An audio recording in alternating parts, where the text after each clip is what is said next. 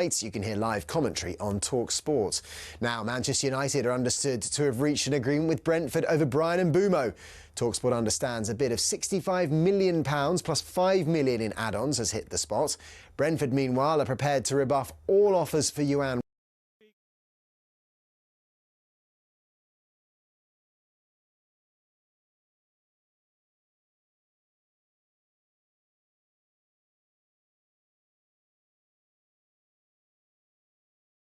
Commentary on talkSPORT.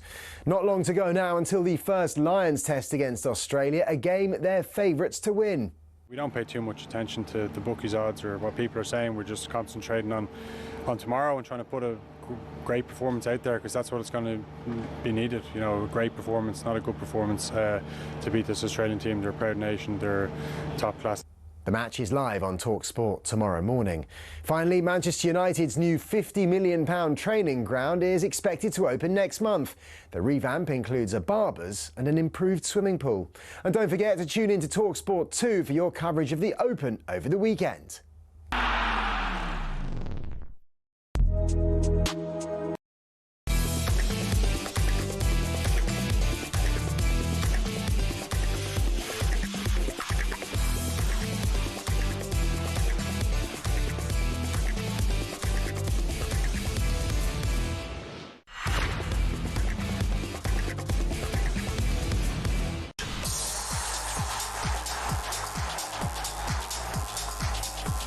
Good evening, you're listening to the Transfer Insiders on talkSPORT with me, Topsy alongside Arsenal broadcaster Harry Symeou. So, Liverpool and Newcastle have been involved in one of the transfer sagas of the summer, but it's the Reds who flex their muscles and have agreed the deal for Frankfurt star striker Hugo Ekitike. We'll be discussing whether they've finalised the moves and they're considered favourites to defend their title this season.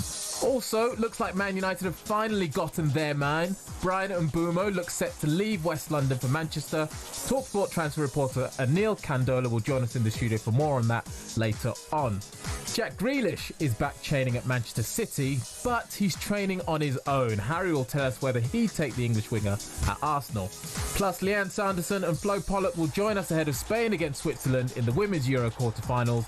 We'll also speak to them about the Lionesses scraping through on penalties last night. This is the Transfer Insiders on talkSPORT.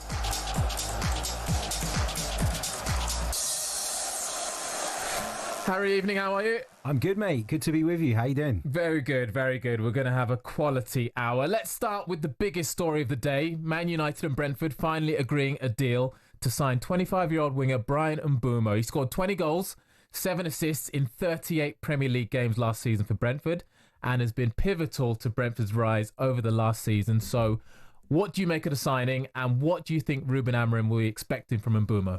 I think this is a really interesting one, because I think Brentford have stuck to their guns here. They've made sure that they got an amount for Bryan Mbeumo that they feel reflects his importance to their team. And I guess we can talk about Brentford or touch on it a little bit later on. I worry a little bit for them, given the number of key players that they're losing this summer. For Manchester United, he's clearly the one that they wanted. He's clearly a player that they think will enhance their attack, and a player that they thought was worth pushing the boat out for. I think I've got to say, Brentford have won here. The price, I think, is a big one. And although Bryan Mbeumo had a really good season, as you mentioned, last year, and has constantly performed, and I think really kind of stepped out into the light when Ivan Toney left Brentford. At that point, people were really concerned about how they were going to cope with his absence, and Mbeumo just stepped up and took on that mantle. So I think he's done brilliant. He deserves the move to the bigger club. Not sure Manchester United are in much better sort of fettle though than Brentford, which is strange to say, but that's where we are. Yeah, well, I mean, that will be the next question, won't it? It's, is this the next step for him, given what he's done at Brentford? Of course, he had huge shoes to fill with Ivan Toney leaving, but then, of course, as we've seen recently, new signings at Manchester United haven't always gone very well. So how does he avoid getting his name dragged into that saga as well? It's really difficult, because I think the environment at Manchester United has been broken for such a long time, and we're all looking at Ruben Amorim to kind of turn it around and to fix things. And he's going to need time to do that. He's going to need backing from the board. He's going to need support from the board. I can't help but get away from the feeling of one of the reasons Manchester United are here is because in the past they've overspent on players that never lived up to their billing. Now, I'm not saying that Bryan Mbeumo is going to underperform at Manchester United. I really do rate the player. I think he's an excellent player. But again, it feels like they've paid a little bit too much and they've gone a little bit over the top. And, you know, when you hear of all the cutbacks that Manchester United are making behind the scenes and how that's gone down in public, I know that's partly to try and enhance their ability to kind of address the issues on the pitch. But I'm not sure personally that Bryan Mbeumo is enough. And I know there'll be other signings, and I know there've already been other signings, but I'm not sure if I were Manchester United, I'd have gone as far as that in terms of the price. So fair play to Brentford. They've got their great deal. Yeah, well, it is a hefty price tag, and I guess United will be hopeful that Mbeumo can deliver. We'll talk more about that later on with talkSPORT's transfer reporter Anil Kandola, about half an hour's time. But let's move on, speak about one of the transfer sagas of the summer, Newcastle and Liverpool. Now, Newcastle have been adamant that they're not selling Isak, despite Liverpool's interest in the striker, and the Magpies planned on signing Hugo Ekitike from Frankfurt to pair with Isak.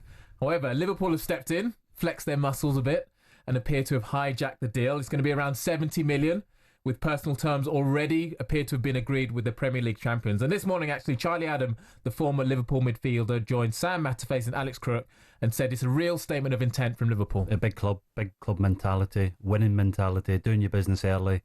Getting the signings over the line. And if you look at the players they've signed in terms of Wirtz 22, Ekitike 23, Frimpong 24, Kerkez 21, young up and coming players that have got experience, that are quality players, and yeah, they're doing the business well. Richard Hughes and Michael Edwards are strong negotiators, and once they get the targets and they get their eye on somebody, they don't really let it go unless it gets silly.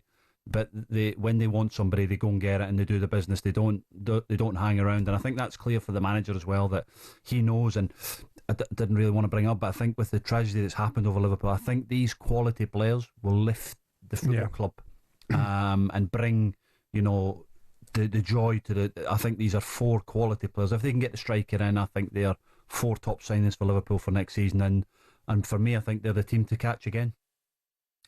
So, Harry, you agree with Charlie? You think this is a real flex of muscles from Liverpool? Yeah, absolutely. And why not? They're the Premier League champions.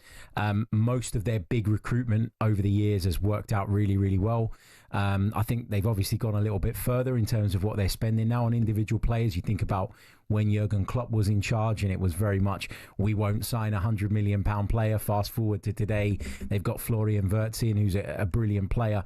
And now they're moving to sign Hugo Ekitike, who for me is one of the most exciting players in European football. I think he's got it all. And I think if you're looking for the next Alexander Isak, they're looking in the right place. I think he's got a very similar skill set, very similar profile in a lot of ways, very tricky, very creative, knows where the back of the net is. And I think he will develop into a top player. So Liverpool making a good move there, in my opinion. On the Isak thing, where they've obviously gone and asked the question of Newcastle, I kind of admire that. You know, because Newcastle have been very steadfast in their position, right? They've said, nope, he's not for sale. You know, my club, Arsenal, have been consistently linked with Alexander Isak for a while. But every time that story starts to gather a bit of pace, the door is slammed shut in your face with Newcastle going, nope, he's not going anywhere. I admire that Liverpool have gone and at least asked the question and checked. Because there is a world in which Alexander Isak turns around and goes, hold on a minute, I want to make this move. And even if you don't land the player, you've unsettled him and potentially laid the foundations for a future move. So I think Liverpool have been a little bit cheeky, but are well within their rights to do that. And I think, you know, they're going to turn their attention now to Ekitike. They've already turned their attention to him. He's the next best thing in terms of that profile of striker. And I think, you know, Liverpool were already brilliant last season. They won the title by quite some distance, deservedly so. And I think they are going to be, again, the team to beat. Power play, maybe some mind games from Liverpool as well. But on Ekitike, I mean, if you've gone for Isak and decided to go for him, does that add some pressure? And does it make it a risk? Because he is a talented player, but he's unproven in the Premier League. And we just spoke about price tags and the pressure that can add. So is it a risk for Liverpool to go for an unproven talent? I think it is a bit of a risk, but I think every transfer carries some risk to it, especially when you go into the big valuations that we're talking about now.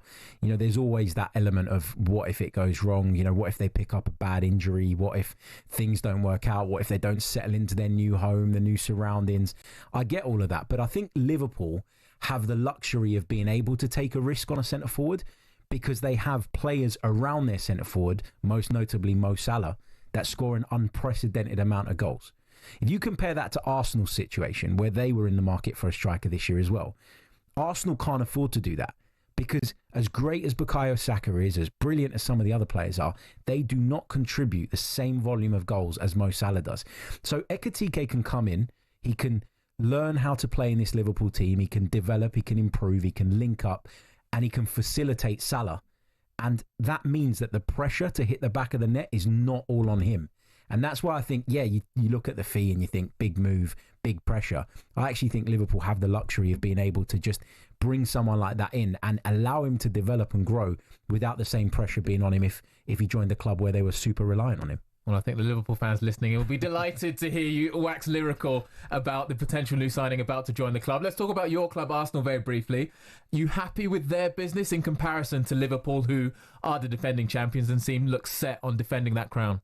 Yeah, look, so far, Arsenal have done, I think, 4 bits of business officially, but there's a couple more in the pipeline.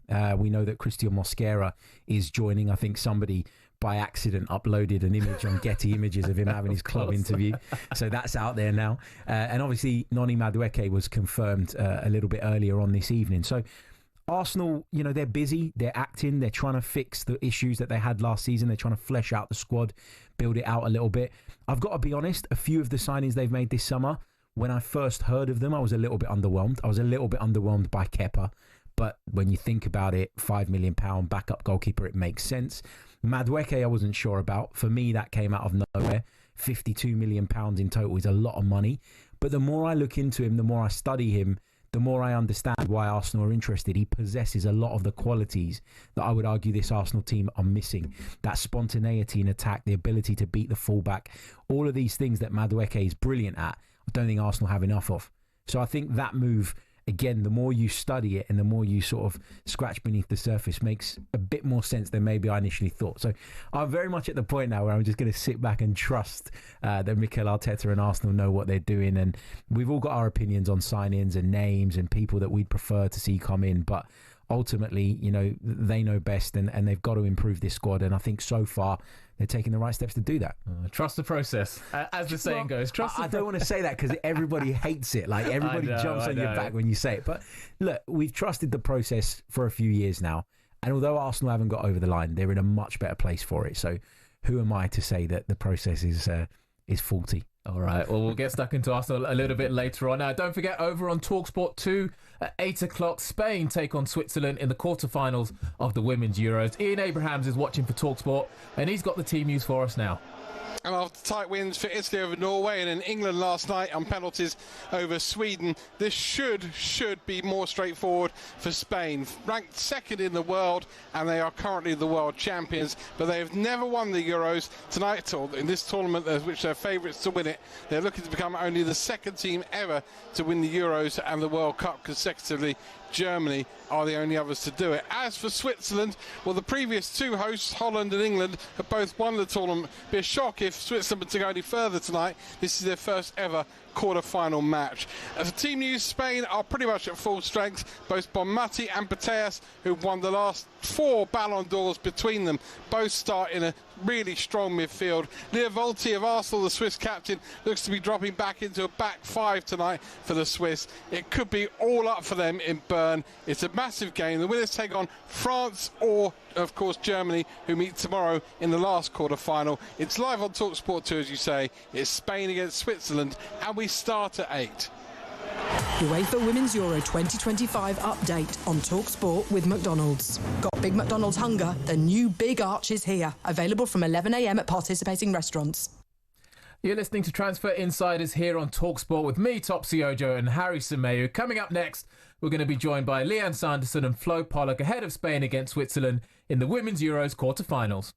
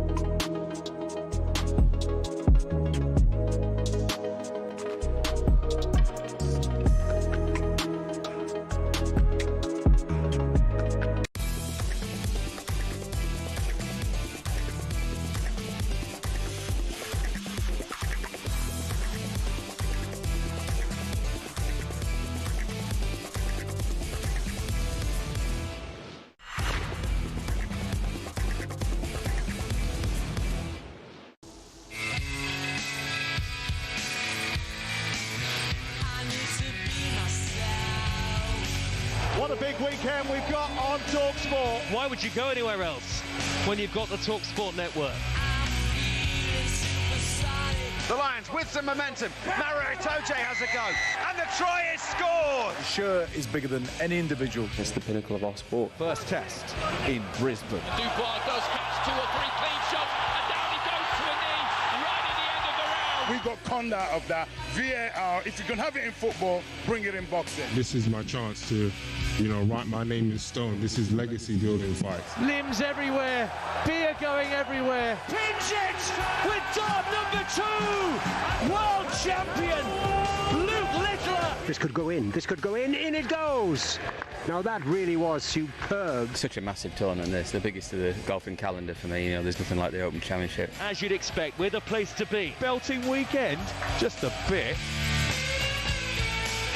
You're listening to Transfer Insiders on talkSPORT with me, Topsy and Harry Symeou. Now tomorrow, talkSPORT brings you Supersonic Saturday, a huge day of live sport, starting with full commentary of the Open Championship. That kicks off on talkSPORT 2 at 9 a.m. Then at 11 a.m, talkSPORT brings you exclusive commentary of the British and Irish Lions' first test against Australia in Brisbane. Then at 6 p.m, talkSPORT takes you to Wembley for Usyk against Dubois for the undisputed World Heavyweight Championship. And if that wasn't enough, the PDC World Match Play Darts gets underway at 7 p.m. on the talkSPORT Darts YouTube channel, live from Blackpool's Winter Gardens.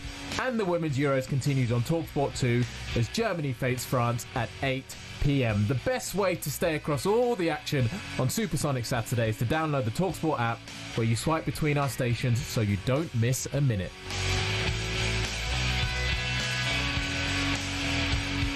Just a quiet Saturday. How excited are you for all of that? What are you going to be watching? I'm definitely going to be watching the boxing. I'm really looking forward to watching Alexander Usyk. Every time he fights, I just think he's a joy to watch.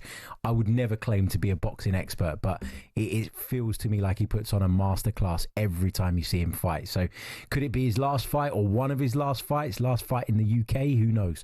So I'm going to make sure that I get to watch him as many times as possible. And of course the rugby as well. Yeah, of course. I'll keep an eye on the rugby. I'm not as big a rugby person as you, obviously, but listen, I've got to make my choices on a Saturday where I'm not working.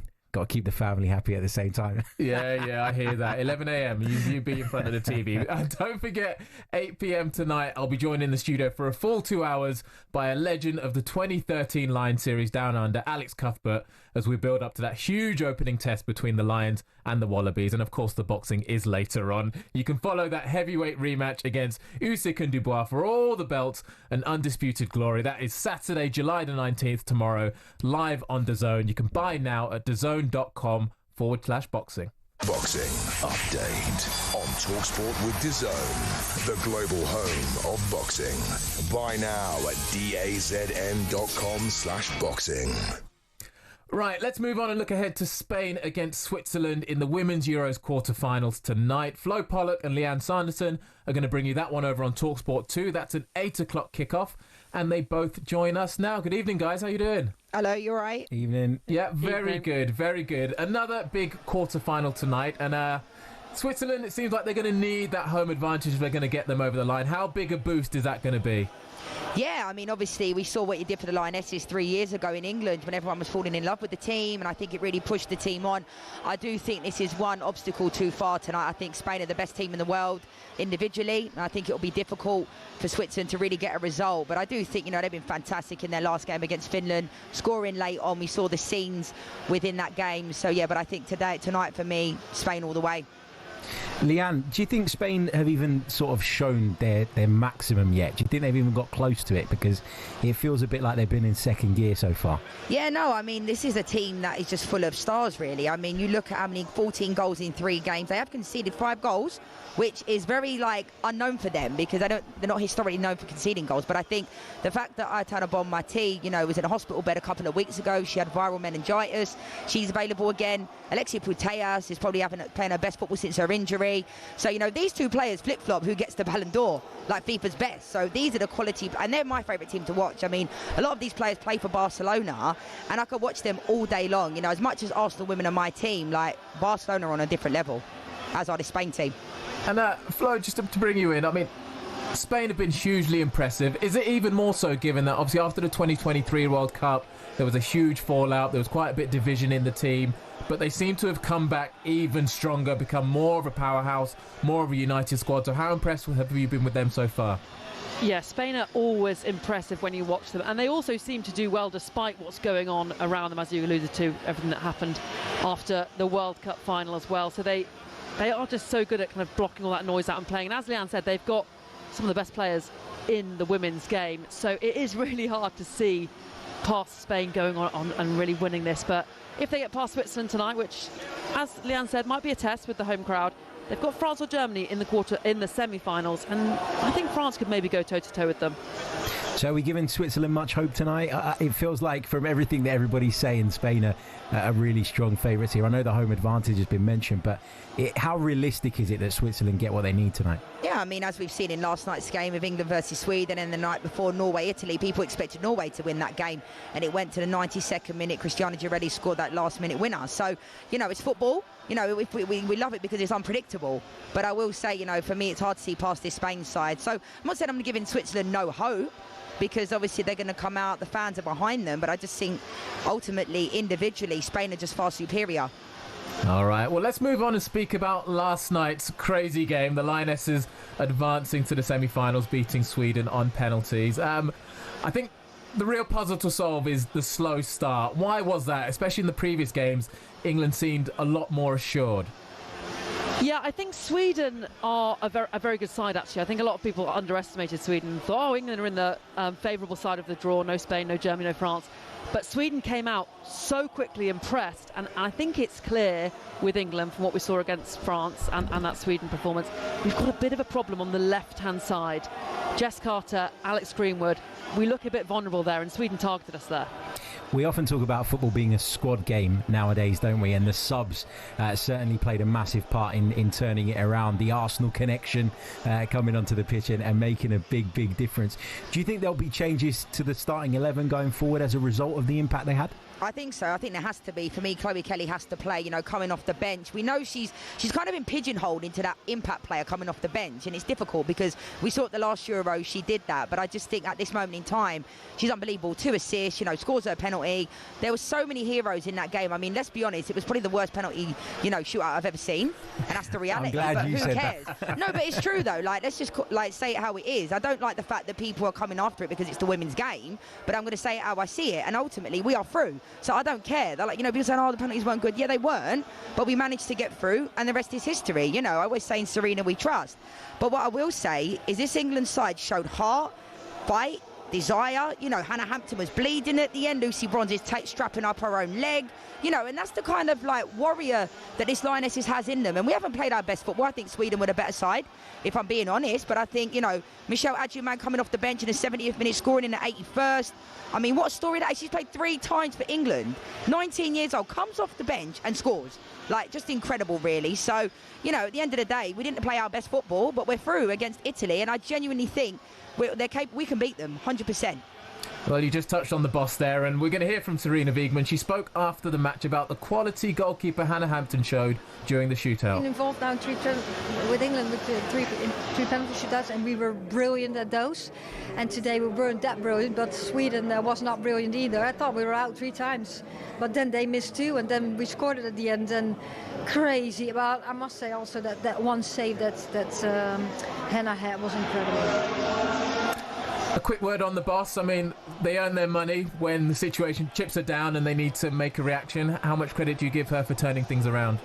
I think a lot of credit. She has such a good record with England, with the Netherlands. She won the Euros as well with the Netherlands. She just does deliver, and like she said, yesterday wasn't perfect. The shootout wasn't how anyone wanted it to be, but you know, as Liane said as well, England have got the grit, and under Serena, we seem to know how to find how to win. Well, that's the name of the game at the end of it. England march on and they move towards the semi-final. Thanks, guys. We'll speak to you again soon. Thank you. Thanks, Flo and Liane. Don't forget you can hear live commentary of Spain against Switzerland in the Women's Euros quarterfinals live over on talkSPORT 2 from 8 p.m. Ian Abrahams will also be keeping us up to date on that one right here on talkSPORT. UEFA Women's Euro 2025 update on talkSPORT with McDonald's.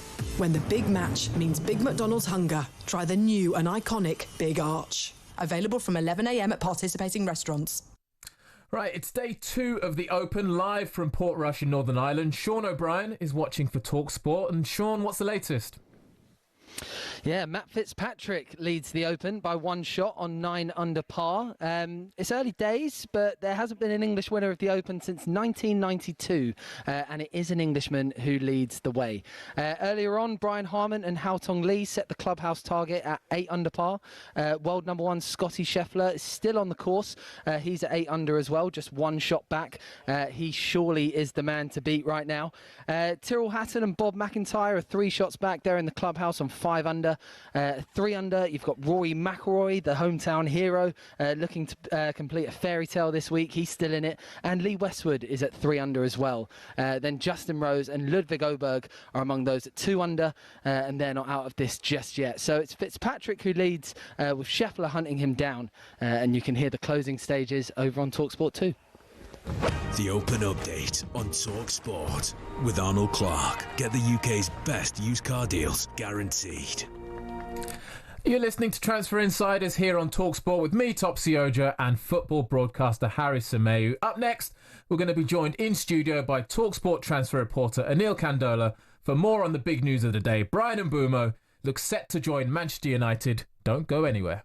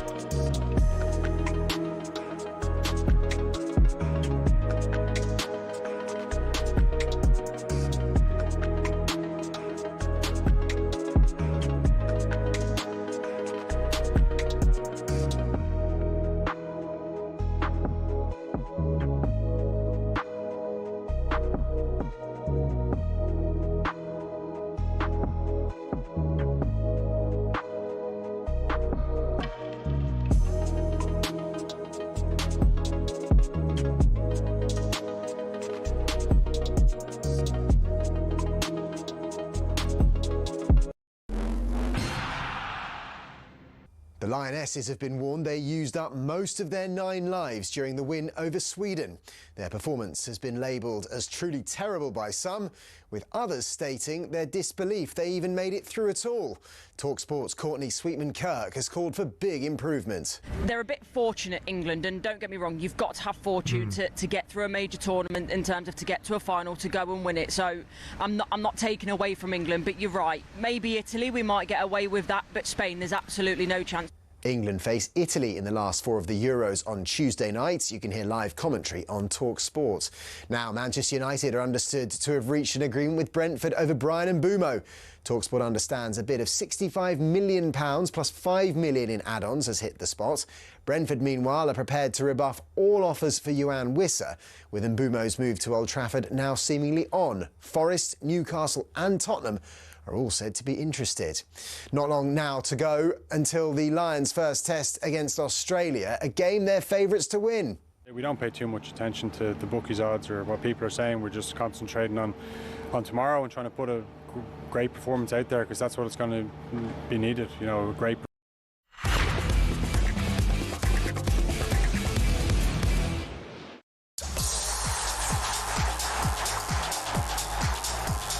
This is the Transfer Insiders on talkSPORT. I'm Topsy alongside me, Harry Symeou, and this is your whistle-stop tour of all the biggest transfer news of the day. talkSPORT understands that Brentford winger Bryan Mbeumo is finally set for a move to Manchester United for a deal worth around £71 million. Tottenham have registered their interest in Bournemouth defender Ilya Zabarnyi too, with Spurs ready to rival European champions PSG for the signature of the centre-back. Meanwhile, whilst Arsenal's new man Noni Madueke releases a thank you statement to Chelsea fans, talkSPORT also understands that Victor Gyökeres has told friends and family that he expects to join the Gunners as well. This is Transfer Insiders on talkSPORT.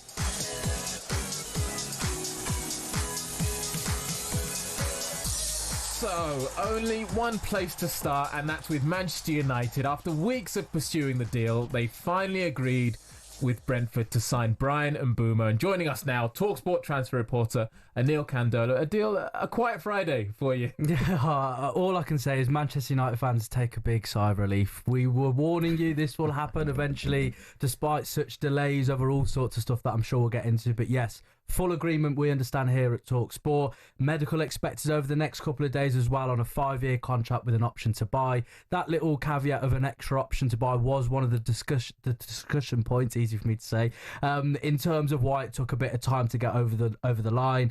The fee could rise to over 71 million, of course, depending on some successful attributes for the season ahead for Manchester United. Of course, they'll be very happy to pay that, because that would deem that they've had a relatively good season next year. But look, I think that the real big thing here is Manchester United in the Premier League last season, they scored 44 goals. If you compare that with Cunha and Mbeumo, the two new signings for Manchester United, they had 35 between them alone. So I think the goals were a really, really big issue that Manchester United had to address. I know there's obviously been a lot of speculation about the price tag. Is it worth it? But Harry, surely when goals are what you need, price tag, not quite, but it almost becomes irrelevant when you're bringing in someone who scored 20 Premier League goals last season, no? Let me be clear. I really like Bryan Mbeumo. I think he's a good player. I think he deserved the move. I think he deserves to go to a bigger club. I think he deserves to have his time in the limelight, right? But Man United have had their pants pulled down here, right? There's no doubt about that. And if you compare it, for example, to the Victor Gyökeres deal that we're hearing so much about, you're talking about Victor Gyökeres, the top scoring striker across Europe over the course of last season, going for less than Bryan Mbeumo. My problem with this, Anil, is nothing to do with the player. I think he's a good player, but there comes a point where, as a football club, you've got to be disciplined, and you've got to hit the stop button when things like this are getting out of control. Man United are in this exact position, the position that they're in today, where they're struggling, where they've fallen way behind because they have overspent on players that could not live up to the expectation. And I'm not saying Mbeumo is going to be a flop, but I don't think that this kind of price point is justified for him. And I think if I was a Man United fan, I'd be a little bit worried that my club are doing the same old thing again.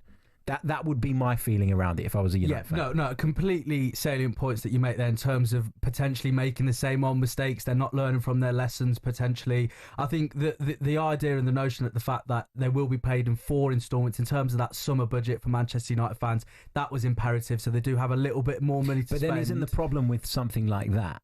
When you then spread the payments over a number of years, you're almost committing to that working, because it's not impacting all of your transfer capabilities now, but it's going to impact you for the next 3-4 years. Yeah, for sure. But I don't think you could ever sign a player and not be optimistic that it's going to work out. And I understand completely about the price tag. But if we look at some of the other moves that have been happening around in this transfer window, Mohamed Kudus, he got 5 goals in the Premier League last season, 55 That's million. crazy as well. Elanga, 6 Premier League goals last season, 55 million.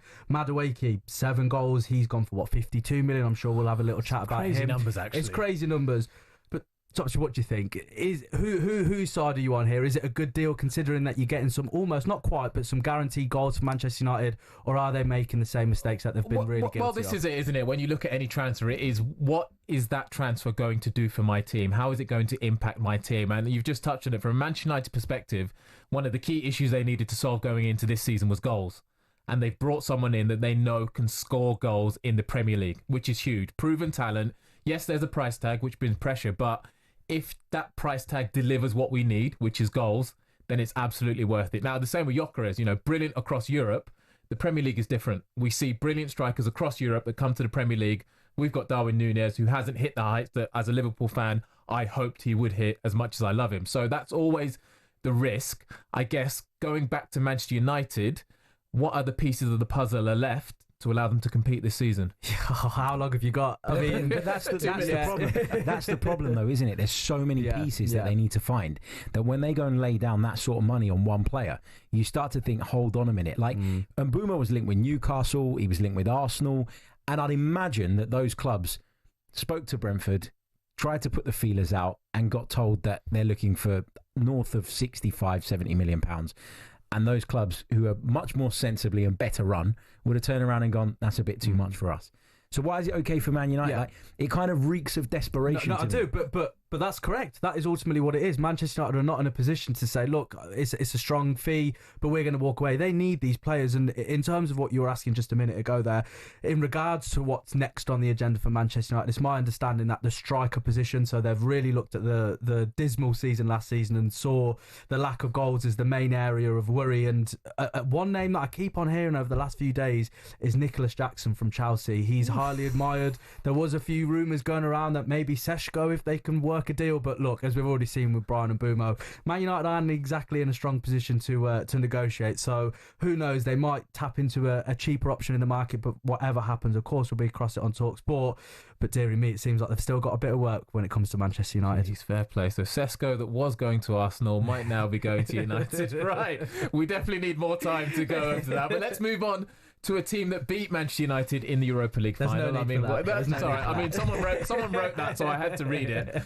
Tottenham interested in a Premier League defender who's also getting interest from other top clubs in Europe. What have you got on that? Yes, Lilia Zabani. I was very wary of making sure I get the right pronunciation here. Of course, this individual, young defender, Ukrainian international. He's only 22 years of age. He's got a bit of that Premier League experience. I think he had over 30 appearances for Bournemouth last season.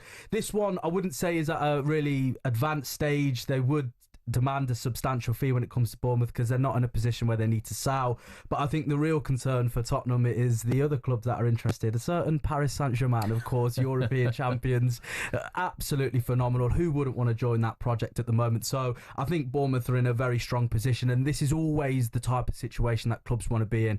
Create a bit of tension, create that bidding war so you can really ramp the price up and get some strong money in through the door. So yeah, this one will definitely be one to watch out for.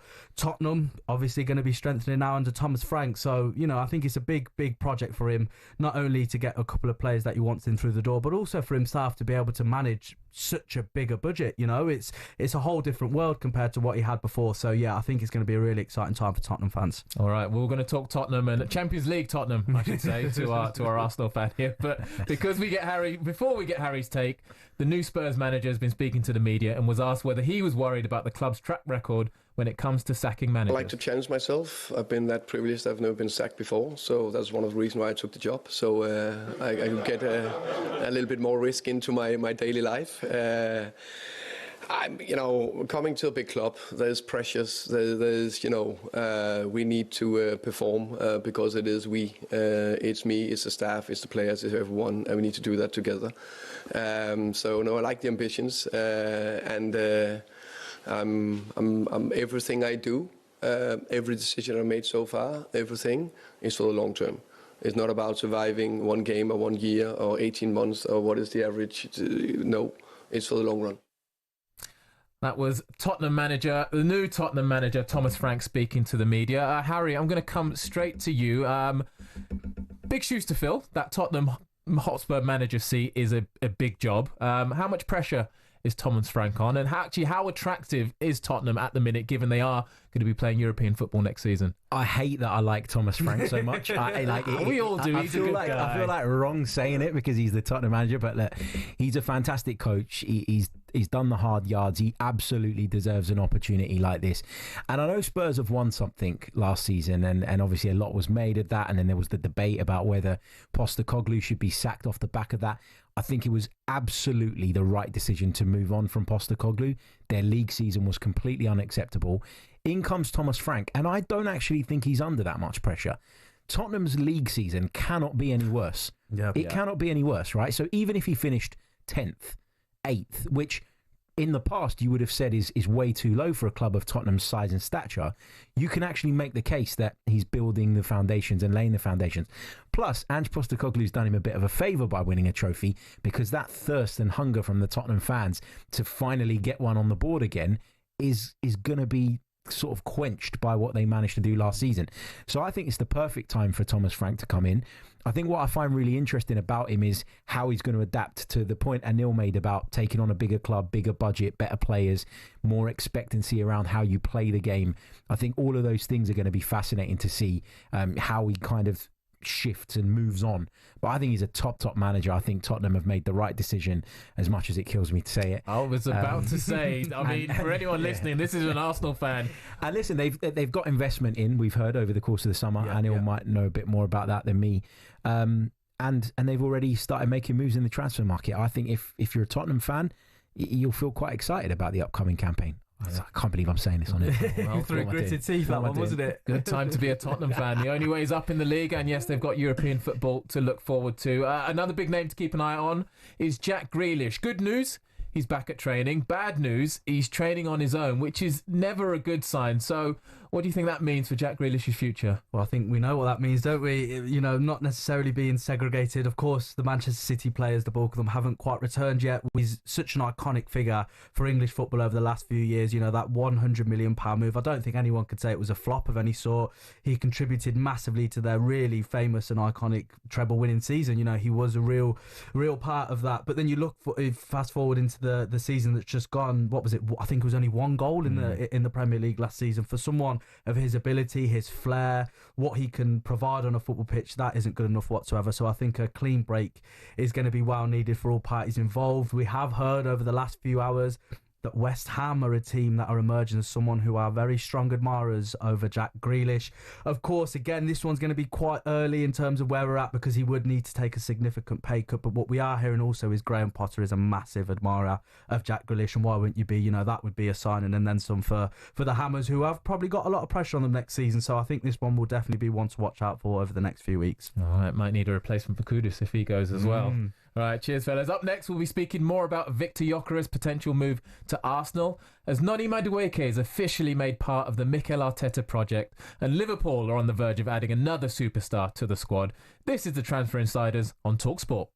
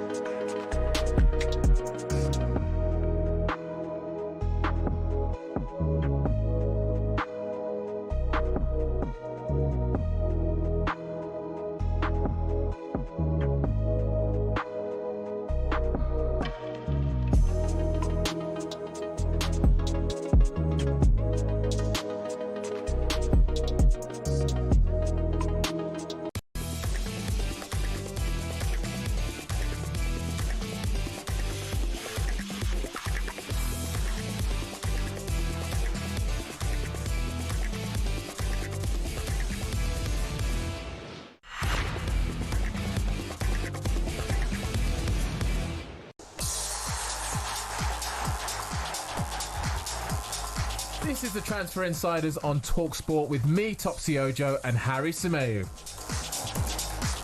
It's day 2 of the Open live from Portrush in Northern Ireland, and Sean O'Brien is watching for talkSPORT. So, Sean, what's the latest? Yeah, huge par for Matt Fitzpatrick on 18. He looked all but certain to drop a shot and fall back into the pack on 8 under. But he holds a 20-footer, stays at 9 under par with a one-shot lead over Brian Harman, Hao Tong Lee and Scotty Scheffler. We don't know if he's going to be the overnight leader just yet. He is the clubhouse leader, but Scheffler is still out on the course. He's the only man who can catch Fitzpatrick. He's got 3 holes left, and he does have a birdie opportunity on 16. So still big crowds here in Portrush. The weather has kind of subsided. It's actually beautiful at the moment. The sun's setting over the Causeway Coast, and it's all eyes on the world #1 to see if he can catch Fitzpatrick. But it's Fitzpatrick who leads, and the closing moments are over on talkSPORT 2. The Open Update on talkSPORT with Arnold Clark. Build your own car deal, all with a few clicks. Now over to Premier League champions Liverpool. Oh, I like saying that. That's quite and their pursuit of a new striker. Anil, where are we at with this one? Yeah, this one is one that is gathering pace and very quickly. It was only this week that we were hearing strong whispers. They were making all the back pages in the midweek in terms of Liverpool going for Alexander Isak. You know, they've already smashed the British record this summer. They were going to do it again. They had the intentions to. But Newcastle were playing hardball, and rightly so. When you've got the best, arguably anywhere, the best striker in the Premier League, you're not gonna interchange yourself in that regard. But of course, Newcastle's attention was on Hugo Ekitike. They looked at him as someone they could bring in potentially to play with Isak, or if they were to find a suitable replacement, that would be their favourable addition. But Liverpool in the strong position they're in, of course, when you're Premier League champions, I'll say it again for you. But look, appreciate it, thank you. But look, jokes aside, that is you don't get more powerful than that in terms of being able to negotiate. We were only just talking about Man United moments ago, and how awkward it is for them to operate themselves in January transfer windows and the summer transfer windows. But when you're at the top of the pile, like Liverpool are, they essentially said to Newcastle, no problem, if you want to keep Isak, which we understand, we will go in with Hugo Ekitike. Newcastle did have a bid rejected for the player early this week, which has left Liverpool more than in the driving seat. They have made a verbal offer of around 70 million. talkSPORT understand Ekitike has already agreed personal terms. The only thing we're hearing in terms of his perspective is he's desperate to join them, and why wouldn't you? What a project they've got going on there. Of course, looking to become only the 4th team, I believe, in Premier League history to retain the Premier League title, and they're in a very strong position to do so. Liverpool's opening gambit, as I said, of that 70 million is just under Frankfurt's admirable fee, which is around 78 million, which is 90 million euros, that round figure. So look, I think this one will probably go ahead, and wow, I mean, look, as a Liverpool fan, to win the Premier League with relative ease, I think it's fair to say in the end, you know, you'd be happy with that over the next few years. But the way they've attacked this transfer window, you know, I'm a Manchester United fan. We've got another Arsenal fan sat here, rival fans in a lot of ways, but you almost just have to take your hat off. It must be amazing as a Liverpool fan watching what's going on this summer. It is nice, I can't lie, but only because like it's felt like a long time coming. Like, yeah. we chatted off air about, I mean, I guess through my generation growing up watching Liverpool, it was chasing Chelsea, was chasing United, then more recently chasing City. So actually to be in a position of relative success where you finally won the Premier League crown and in front of a crowd and not through COVID times like the last title was nice. And actually to see them spend money, to be a bit aggressive in the transfer market, to go after players, because where they've been smart in previous years, they now can afford to spend, and actually it's not hurting their transfer policy at all. So I guess the question will be the pressure.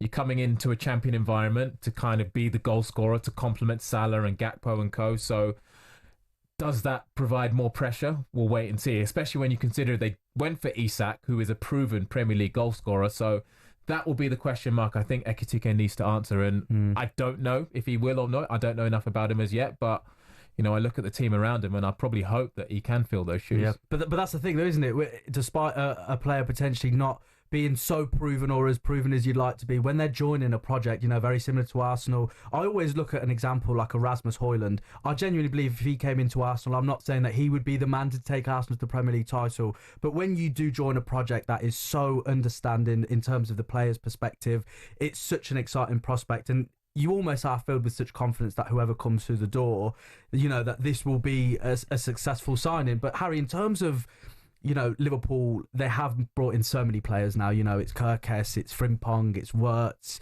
it's soon to be Ekitike from what we're hearing. How much pressure is on Arne Slot to deliver? Because, of course, last season, no one could have predicted how well it would have gone for him. But now there's been money spent. Yeah, there was almost very little pressure last season because we were all expecting this transitional period after Jurgen Klopp, and credit to Arne Slot because, excuse the pun, but he slotted right in and he just, you know, took the Liverpool team on to another level, because I think he made a few subtle but very important tweaks tactically. I think he adjusted certain things and Liverpool reaped the rewards from that. Yeah, there's going to be some pressure and there's going to be greater expectation, but I mean, if he doesn't win the Premier League title and he's won 1 out of 2, nobody's going to be calling for his head. And just on the Ekitike point as well, you know, I think having someone like Mo Salah there that is still going to carry the weight of being the main man in terms of goal scoring will allow him to embed, will allow him to grow, will allow him to develop. It's a fan base that is going to take you under their wing as well, and it's going to support you. And I think all of those things combined, if I'm a young striker making my way, it would make Liverpool a very attractive proposition. And Liverpool don't have a number 9 for the years to come. So the attractive thing of that move is that I could be that guy. I could be Liverpool's number 9 for the next 5-6 years. And imagine the success you could have there. So if I'm Ekitike, I'm all in. If I'm Liverpool, I'm all in on him. I think this is going to happen.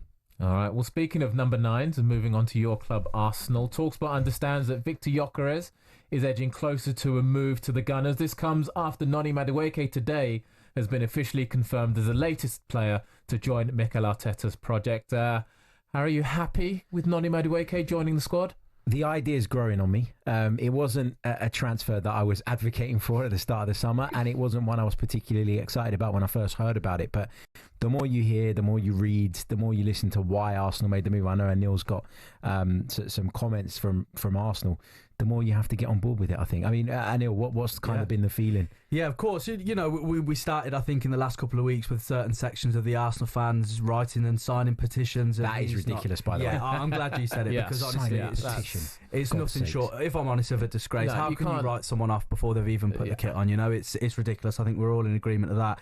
And look, I think just before I get onto the comments, football's all about optics, right? If Arsenal go and sign Victor Gyökeres, you know, Zubimendi through the door, another player, and then let's say, for example, in the final week, Madueke joins, everyone's going, wow, what a bit of business that is added on. But I think because the fact that Gyökeres isn't through the door and, you know, they are, of course, so desperate for a striker, there is going to be an element of frustration. But yeah, in terms of Madueke, we've got all the official pictures and the statements and all that kind of stuff. And I just wanted to point you boys into two small sentences, one from Madueke and one from Mikel Arteta. So in terms of Madueke, he expressed how he spoke to a couple of the Arsenal players and they've spoken to him and waxed lyrical about how amazing it is. And he said, to win all of the competitions we're in, I feel we're definitely capable of doing that. And I think that shows not only, you know, players who are joining the club, their aspirations, their viewpoint of Arsenal, but it does feel like they're very close. But one I really wanted to discuss with you boys and get your opinion on is Mikel Arteta's comments. He said, and I quote, Noni Madueke is one of the most talented wide forward players in the Premier League. At just 23, Noni brings experience of club and international football. Having seen the quality of Noni's performances up close, we're really excited. What do you think of this, Harry? It's strong. Well, Arteta's not one to hold back, and he hasn't done it here, has he? Well, you can't say that he's just fluffing the transfer up, because if you read the reports, he was the one that was driving this. Yeah, for sure. So he obviously does believe that. Now, whether you or I agree with that or not is a different story. I think Madueke's shown flashes of what he's capable of. And I think Mikel Arteta does like to think outside of the box sometimes. He does like to, roll the dice on players. We've seen him do it before to great success. We've seen him do it before with other instances and it didn't necessarily work out as well. So I'm open-minded about it. But Mikel was always going to double down on it, wasn't he? It's the player that he's wanted. It's the player that he's pushed for. He's probably got a feel for what the noise has been like around it on the outside, and probably felt like he needed to give just a few nuggets of kind of context as to why Arsenal were ready to bring him in. Yeah, I'd go along with that. So just quickly, I think you have to show a player love who's actually, with all the comments and everything and the noise, no, you're our guy, come on in, we're going to look after you, you're at your new home, you belong, and let's get to work. I think that's the way to do it, and credit to Arteta for doing that. Anil, Harry, appreciate you over the last hour. This has been the Transfer Insiders. The show is back live on Monday on radio, YouTube, Smart smart TV and the talkSPORT app at 7 p.m. tomorrow. And you can catch the podcast on Apple, Spotify, Acast, and wherever you get your podcasts. Coming up next here on talkSPORT, we've got a very special show for you. Lions legend